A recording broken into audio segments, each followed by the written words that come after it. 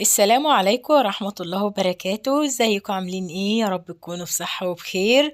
كل سنة وانتم طيبين. رمضان خلص وينعاد عليكم الأيام بخير، وعلى الأسرة وعلى الأولاد وعلى كل الناس اللي بتحبوهم. والعيد كمان خلص، نبدأ بقى ايه في انتظام أيامنا طول السنة، الأيام الطبيعية بتاعتنا، مع إن رمضان من أحلى الأيام اللي بنقضيها في السنة.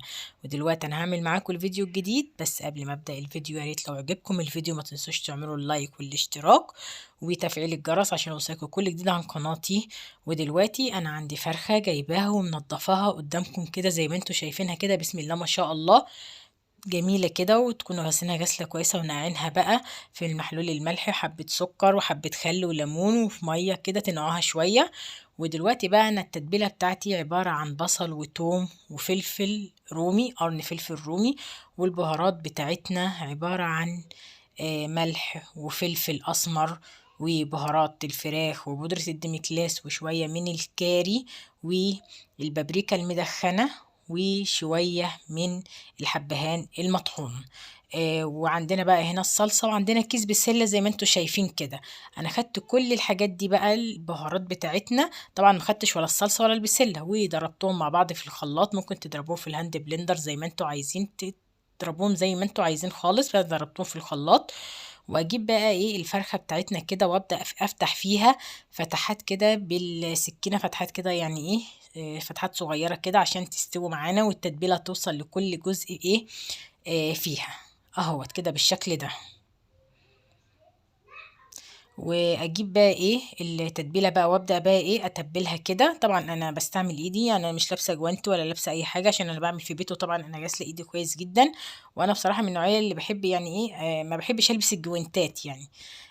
ودلوقتي بقى تتبليها بقى كويس جدا. بس اهم حاجه طبعا يعني ايه التتبيله توصل لكل مكان فيها وتدخلها ما بين الفتحات اللي انتي فتحتوها يعني في الفرخه بتاعتنا اهو. التتبيله توصل لكل جزء في الفرخ كده بالشكل دوت اهوت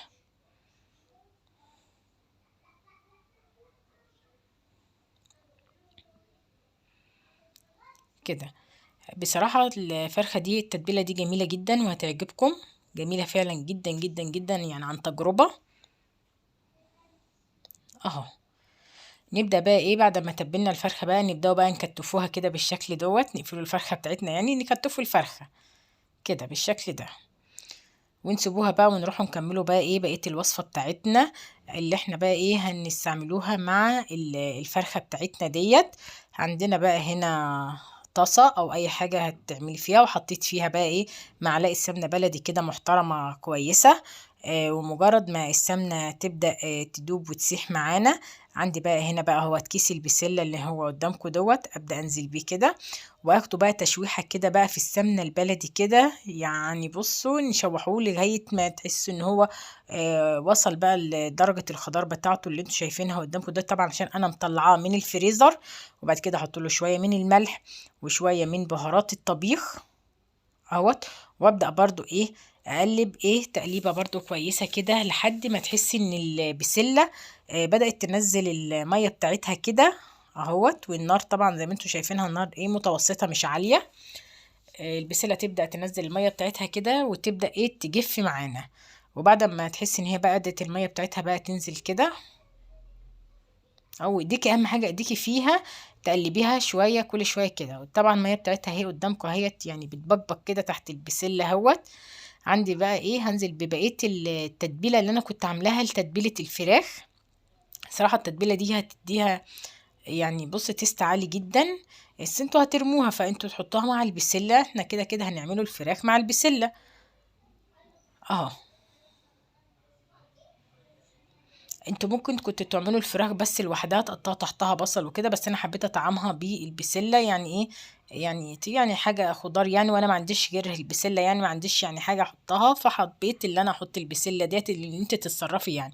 وحطيت معلقه صلصه من الصلصه اللي انا عاملاها في البيت، صلصه خطيره جدا وعندكم الفيديو بتاعها موجود على القناه اهوت. وبعد ما نقلبوها بقى تقليبه كويسه جدا تحسي ان البسله بدات تتشرب معاكي كده، ويعني قدامكم كده بقت البسلة جاهزة معانا كده، ولو حسيت ان هي لسه محتاجة يعني ايه شوية ممكن تسيبها دقيقتين 3، بس البسلة كده بتاعتنا جهزت يعني. وعندنا هنا بقى كيس حراري جبته وفتحته كده، وهحط فيه بقى ايه معلقتين كده من الزيت اهو كده بالشكل ده. وابدا بقى ايه تخلي الزيت تمشيه كده في الكيس كله اهوت كده بالشكل دوت كده. ليه؟ عشان لما نحط الحاجه فيه ما لو يعني ايه ما يلزقش منك، عشان ممكن الكيس يلزق منك بس. وبعد ما الزيت وصل لكل مكان كده في الكيس الحراري بتاعنا، اجيب بقى كده البسله بتاعتنا اهيت زي ما انتم شايفينها كده، ابدا احطها بقى كده وافردها بقى في الكيس كده، عشان هي هتبقى تحت الفرخه بتاعتنا. صدقوني يا جماعه هيبقى طعم البسله خطير جدا جدا جدا، هتبقى خطيره جدا البسله ديت مع الفراخ، هتبقى تحفه اهوت. وابدا بقى ادخل الفرخه كده بتاعتنا كده بسم الله ما شاء الله اهوت. وطبعا البسله تحتيها اهيت مفروده تحتها اهيت. وبعد كده بقى ايه ابدا بقى اقفل الكيس بتاعنا على الفرخه كده، يعني تقفلي بقى الكيس كده تلميه بقى كله على بعضه كده اهو. شوف البسله اهي تحت الفرخه اهو. وتلفي بقى الكيس كده وتجيبي بقى ايه الرباط دوت اللي هو بيبقى موجود مع الاكياس الحراريه وانتي بتشتريها. واجيب بقى صينيه كده واحط فيها الايه الفرخه بتاعتنا. وبعدين مش هنسيب الكيس كده، عشان احنا لو دخلناه وهو مقفول كده مفيهوش اي تهوية، الكيس في الفرن هيتنفخ معانا وممكن يفرقع. فاحنا نفتحوه فتحتين 3 كده اهوت كده بالشكل ده اهوت. وتبقى كده الفرخة بتاعتنا بقت جاهزة ان هي تخش الفرن، وهندخلوها على الفرن في التسوية، وتسويها بقى لغاية ما تحس ان هي استوت معاكي. في الاول على نار عالية وبعد كده بتهدي النار.